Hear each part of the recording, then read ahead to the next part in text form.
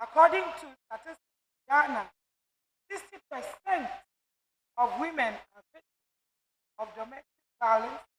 Some also died as a result. Without wasting much time, I have with me a wonderful, a gorgeous guest who are well prepared to give us the check of our topic. I have with me here Evangelist Gladys.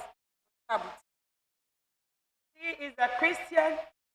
She is a development of corporation specialist at Ministry of Finance and also head of United Nations.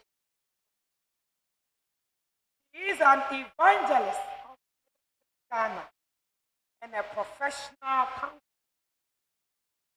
The champion of sustainable development goals, women's and girls empowerment, and also the wife of Accra.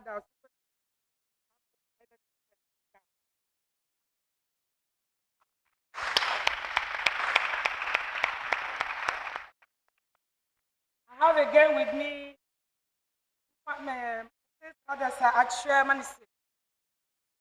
Go ahead.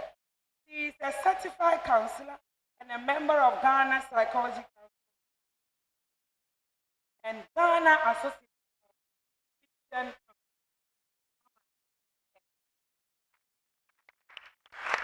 And then we have our own mama, she is the member of this church. Go ahead.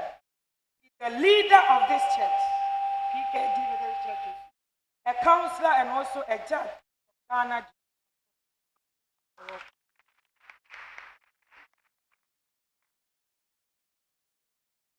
So good evening for all work that by the end of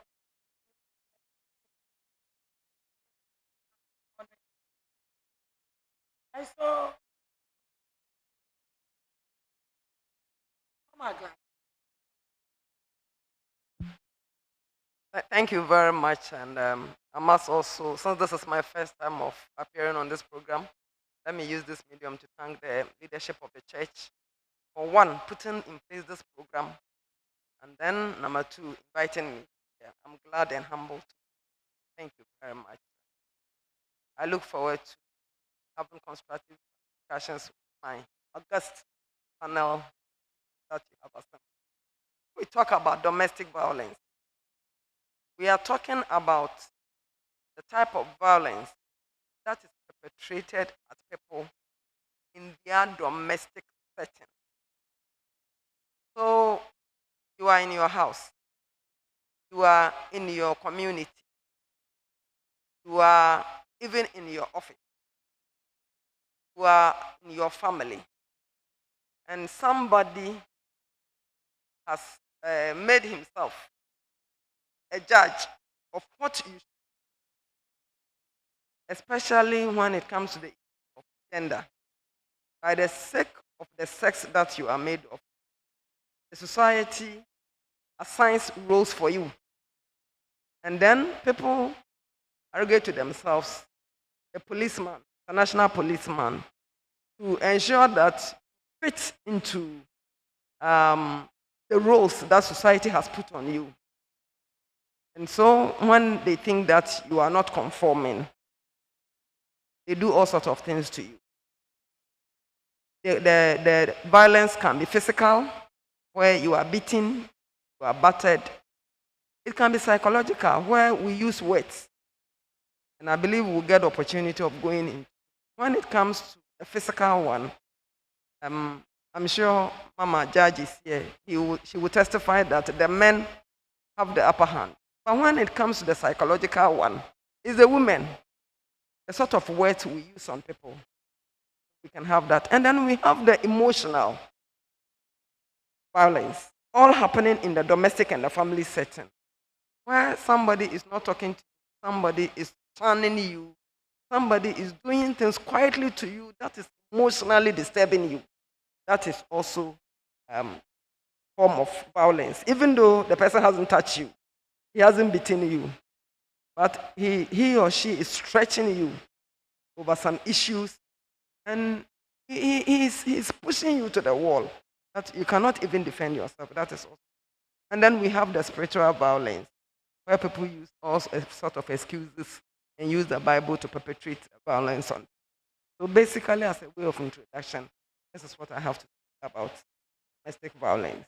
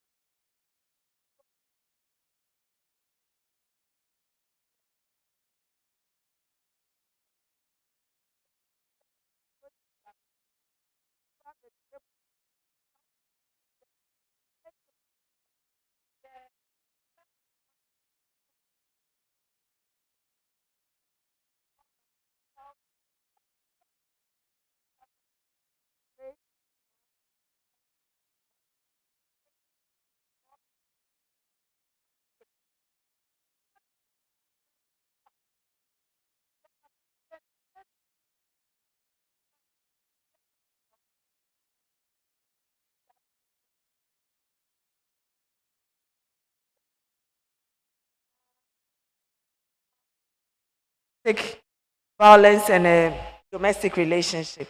Thank you very much.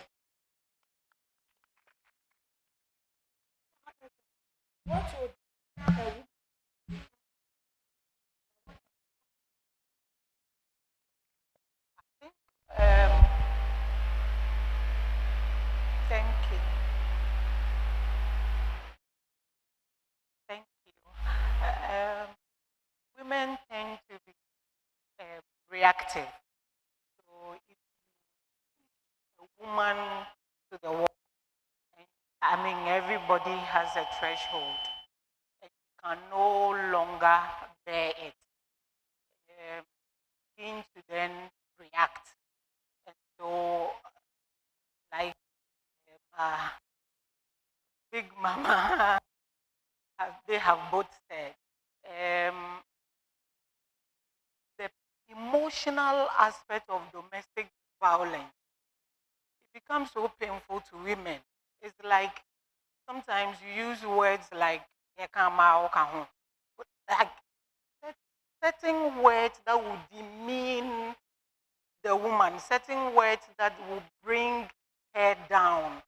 So, you know, she's reacting. She gets up in the morning and she's angry, probably because of something that had happened previously. And you know, our culture is such that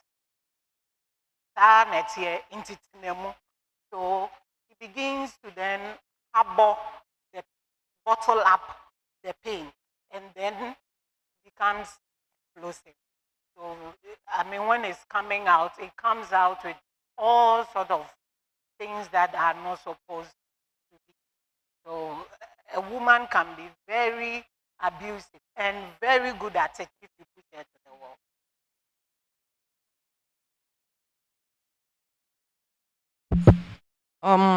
Thank you very much again. The causes of domestic violence. The first one I'll talk about is low education in our rights. And I'll pick it up from where Auntie left. We do not even know that we have rights. So, as I started by saying, society has carved you because you are a woman through no fault of yours. God made you a woman, and because you are a woman, you are supposed to be, quote, submissive.